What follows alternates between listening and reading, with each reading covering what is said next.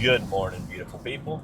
Today I want to talk about addiction and dependence on alcohol specifically.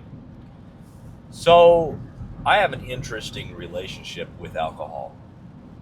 Growing up in the conservative cult that I did, it was absolutely teetotal, no alcohol whatsoever. So my first taste of alcohol was in 2015 after we left religion.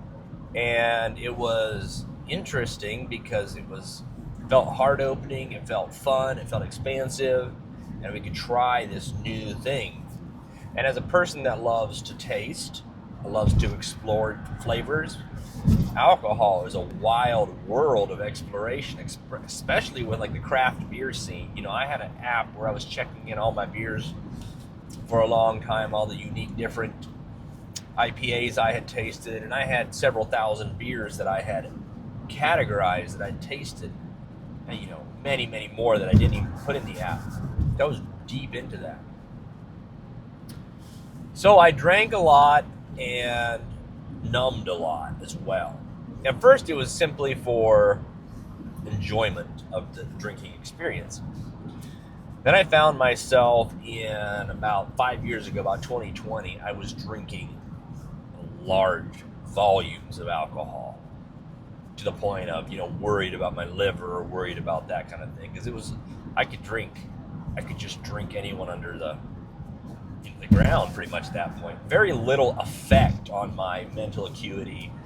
It didn't have much effect on my motor skills. I could drink 20 drinks and still be walking around talking, having conversations. And everyone was like, what's going on? How can you do that? But what I found out was I was so numbed out emotionally that it really had very little impact on me. I had my awakening in January or February of 2020. My spiritual awakening, my awakening, whatever you want to call it. That awareness, that awakening moment where I realized there was more to this picture, that I've been numbing and all these things. 6 months later, June, I had an experience where I had 3 drinks and I blacked out. Couldn't remember what happened the next day. Complete memory. I had no idea what happened the night before. And it was scary. And I'm like, wow, that was the difference between being numbed out and not. So I was like struck with how I was grateful that I was no longer numb, but I was annoyed because I like drinking. I wanted to drink more than that. So that's been from then till now alcohol's been in my sphere of influence, and I've loved it. I've loved drinking. I've loved going down to the brewery and having a beer with my sweetheart. I've loved meeting friends for drinks. We've made so many cool friends at the wine bar, at the brewery, all these places. You meet really cool people there. And so I'd have friends, go sober, quit drinking completely, and my words are always, I'm not going to do that. I can't ever do that. So I found myself in this really challenged spot over especially the last couple years, because I was drinking more than I wanted to drink. And I was drinking an average 2 to 3 drinks per day. And typically they're spread out a bit. And I've never been a person that enjoys being drunk. I just hate being drunk. I like getting a little buzzed, but drunk is something I stay away from. So it was not like I was drinking to numb the pain anymore necessarily, but I was still drinking at a level that was unsustainable long term. And it's also unhealthy, and it's also expensive. Is this what I want to be spending my money on, is alcohol? And I've been working on a lot of different things in my life. And so alcohol, I decided to not put pressure on myself with alcohol right in this moment. And this is the last couple of years, because part of me was like, I do enjoy drinking. Like, we went to Finland. The beer in Finland is phenomenal. Drank a lot over there. Enjoyed it. And no regrets on that. So about 15 days ago, a year ago, 2 years ago. Okay, let's jump back here. 2 years ago, I did a dry January. At that point in time, my marriage relationship, was in a really rocky place. And I wasn't able to openly communicate with my partner about the things I was feeling. I felt trapped in the inability to speak. And if I'd have a beer, I could like take the edge off and I was okay. But without beer, I felt terrible. So I did a dry January and I hated every freaking day of it. By the end of that dry January, I was like, fuck that. I'm never doing that again. That was horrible. And some people were like, oh, I did a dry January. I felt so much better. And I was like, I did not experience that. So next January came around, I'm like, no way I'm doing that again. But there was an app I tried. It was called Mindful. And it was designed for mindful drinking. So you would just reduce the number of beers you have, not like trying to quit. And I tried it for about 4 months. And it reduced me down to about, 14 drinks a week from about 25 to 30. So it was somewhat effective. But I hated it because every day I had this accountability thing. I had to like punch in how many drinks I had, and if you had a dry day and you drank that day, you felt guilty for it. It was like after a while I was like, nope, not doing this anymore. I'm done. So next thing I know, I'm back to drinking every day again, and I'm starting to question the health effects of it really on my body, because I've had a lot of inflammation over the years. I've had a lot of just challenges, and I'm like, what's going on here? So recently, 15 days ago to be precise, I came across an app called Reframe, and it's about reframing your relationship with alcohol. And it wasn't even about necessarily quitting drinking or even reducing numbers. Like, what if I would just reframe my relationship with alcohol? And I started this app up, and I found it very helpful because in the first, 10 days, it had a lot of what you may be experiencing today is this. And I'm like, oh, that's what I'm feeling right now, this craving, and there's some things you can do for it. And also things like, you may be noticing you're sleeping better now. Alcohol, if you wake up at 2 or 3 in the morning after drinking alcohol, it's a very common side effect. I've been waking up at 2 or 3 in the morning for years, and I can't figure out why I'm waking up at 2 or 3 a.m. And all of a sudden, bingo, there it is. I'm like, well, that's a motivator, because I need sleep. I need sleep so badly. So here I had this self-imposed insomnia I was putting on myself through this substance. And what I'm experiencing in the 15 days that I've been on this app is all of a sudden, it was a shift away from alcohol. And yes, it's actually at this point of almost annoyance, because I don't even really want it. Like, I'll drink a couple of drinks. I think last week I had a couple on the weekend. We went out to Cleveland, and my wife and I on a date night, and I think I drank 4 drinks that night. And afterwards, I'm just like, I don't know why I did that. I would have been good with 2 tops. That's all I wanted.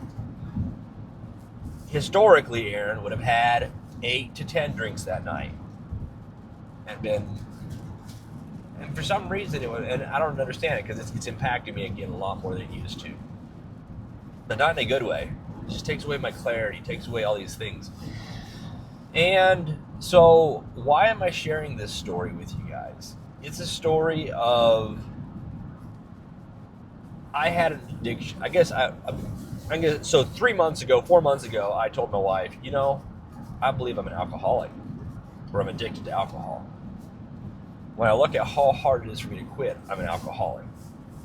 Now, it's not like a lot of your alcoholics that are, getting smashed, getting hammered, causing, those kind of effects in my life. But I said, but I can't quit. And I said, at some point in time here, I'm going to have to change my relationship with alcohol.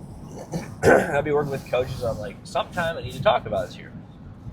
But it never felt like the day. So,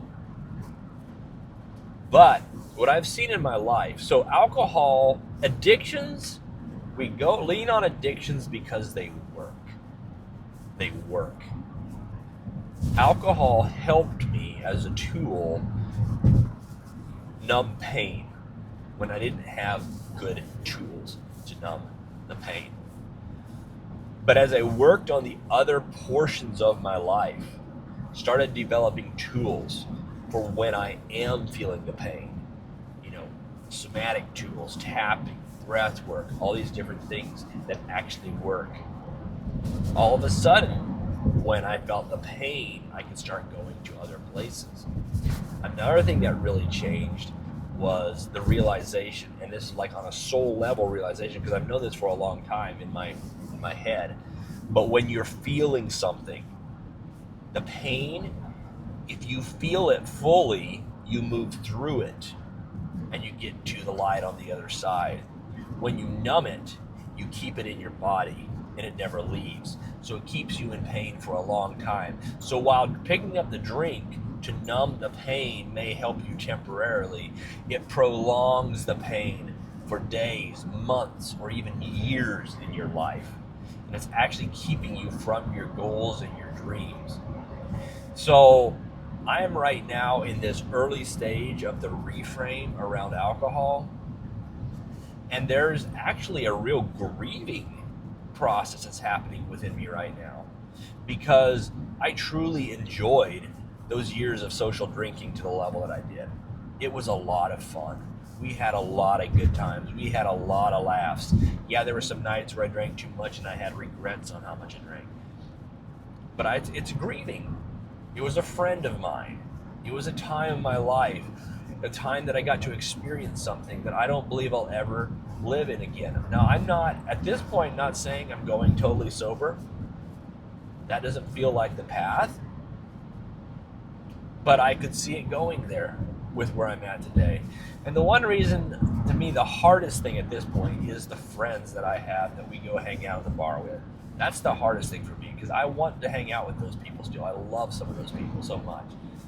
So, but, it was interesting yesterday, and the app, if you're looking at changing your relationship with alcohol, this is a really, really good one.